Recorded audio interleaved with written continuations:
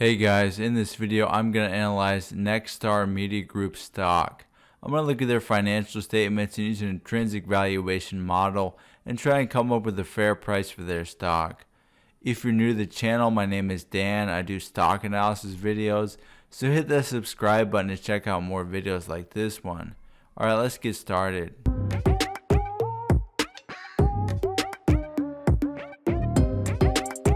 Alright guys, so here is Nexstar Media Group stock.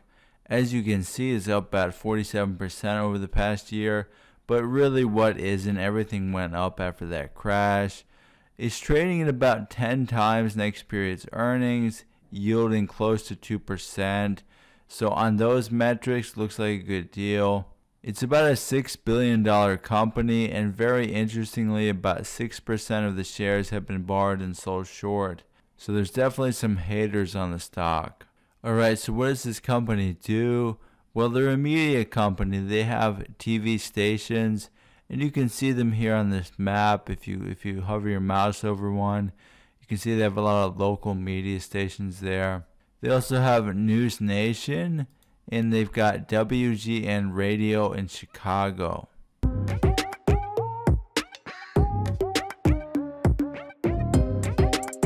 Alright, so let's have a look at their balance sheet. They have a pretty decently high liabilities-to-assets ratio. A lot of those liabilities are debt. That is something to keep in mind. It's a little bit riskier. Their current ratio is 1.66, which is pretty healthy, so no liquidity concerns there.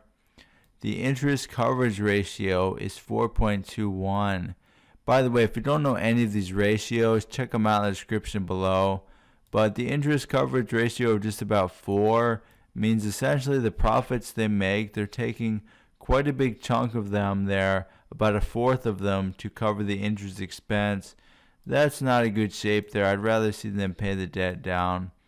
They really don't have any cash on hand right now, and they're very long-term asset intensive. So actually a pretty risky balance sheet if you ask me. Now, actually being so highly levered has allowed them to achieve higher return on equity, as you can see here in this DuPont analysis. If you don't know about DuPont analysis, check out my video in the description, but we're just breaking ROE into 3 parts here: return on equity. And their return on equity, when they were extremely highly leveraged back in 2016, 2017, that was really sick. They've deleveraged a bit, and so it's not quite so sick, but it's pretty good there, coming in at close to 40% last year. It's made up of 3 parts. Net income margin tells you how much money you make for every dollar of sales you have. For them, I'm very impressed that it's gone up to 18%. Let's hope that's a permanent change there, because it has been as low as 8 or 7% in years past. So we're going to have to see about that. But if they can maintain that, that is excellent. Asset turnover is not that good. That tells you basically how efficient you are at generating sales. They're not very efficient at all. They have to have a lot of assets to generate sales here. So 0.32 means for every dollar of assets, they were able to generate 32 cents in sales revenue. Not so great. And of course the equity multiplier, yes, they have significant leverage. So overall, I like the company's profitability. A lot depends on if they're able to maintain those margins going forward. We'll have to see about that.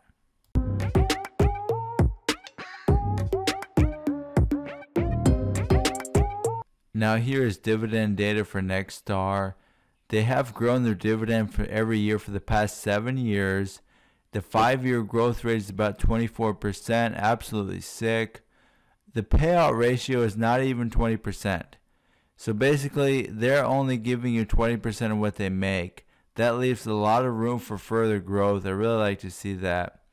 It's yielding about 1.86%, which is not so great, but with a 5-year growth rate like that and a payout ratio that low, you could possibly have very good growth going forward.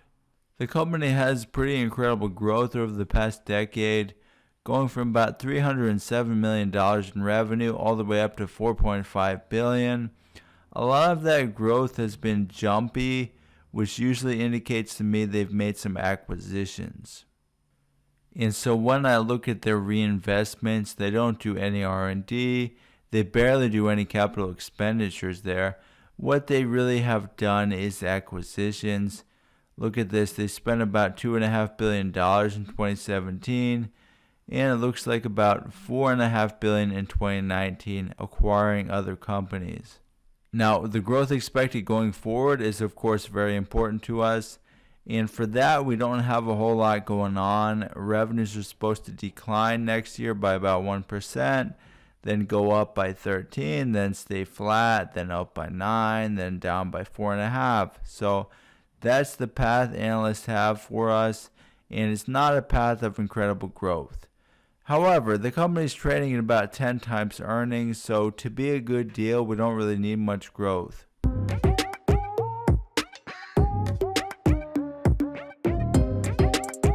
Okay guys, so at this point in the video, it's time to use a free cash flow to equity model to value the company. This model essentially assumes that the value of the company should be equal to the present value of all the free cash flows to equity holders over the company's life. Given their balance sheet and given the risks they face, I'm going to be using a higher discount rate. I think about 9% is appropriate. I could go as high as 10, I guess. And, to estimate the cash flows, let's go to the spreadsheet and I can show you my path for that. Okay guys, here's the path for Nexstar. Here's how I calculate their free cash flows. I'm going to start with revenues. So to get this stream of revenues, I plug in the analyst forecast for revenue growth rates for the next 5 or 6 years. After that, they don't give me anything. I have to use my own assumptions. I've gone actually with a 0% growth rate for years 6 through 10. That is a little conservative there, but not outrageous, because really this is an industry that's not growing. They own TV stations, radio stations, things like that. So that gives me revenues. Now, to get from revenues to net income, I need to know their profit margins. Yeah, it was 18% last year, but it's bounced around a lot. I'm going to go with the more conservative 14.4%, which is about the average over the last 5 years. Once I do that, I take those revenues times the margins. That gives me net income.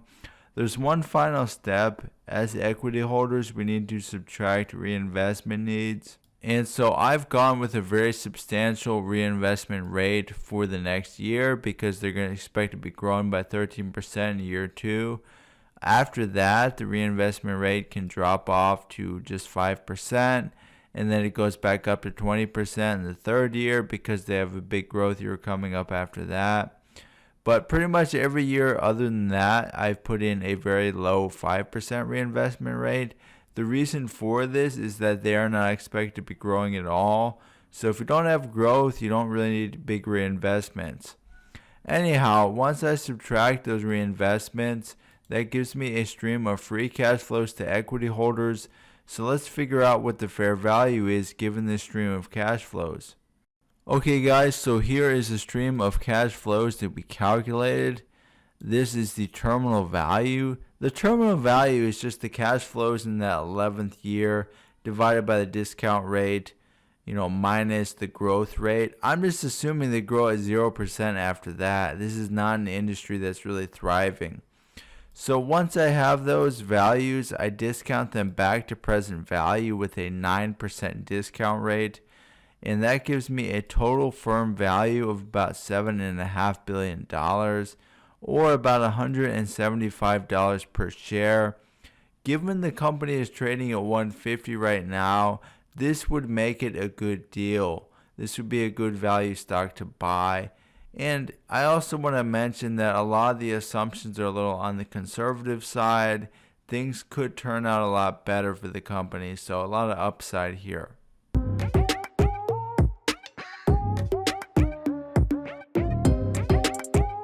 Last thing to consider is what the insiders are doing. Right now, they're all selling. You got 13 sales transactions, 0 buys in the past 3 months. That's a little negative. Looking at the number of shares involved, you got about 130,000 shares roughly being sold here. Nobody buying any. So yeah, negative indicator going forward. Alright guys, here are my final thoughts on Nexstar Media Group. I want to thank the person that suggested that I analyze the stock because it was very interesting. It's not really an industry that I look at a lot, but it's certainly an interesting one. I don't love their balance sheet though, I have to be honest. They're not in great financial shape there. They got a great dividend growth streak. They got a low payout ratio. But really, I would like to see them take some of those profits and just pay the debt down. That being said, if they can manage to do that, I think they have a great company here. You know, their profitability is pretty good, and they're really trading at a discount to intrinsic value, which of course is the most important thing we look at as value investors. It's not an awful company. It's not a company that I would hesitate to own. I'll be happy to own it. And so, yeah, I think it's a good value. You know, that being said, it's not for everyone. It's definitely more of a defensive play. You know, it's not the kind of company that's going to be growing their revenues by a lot. They're not going to have an amazing return, but it is a very solid dividend growth stock to consider.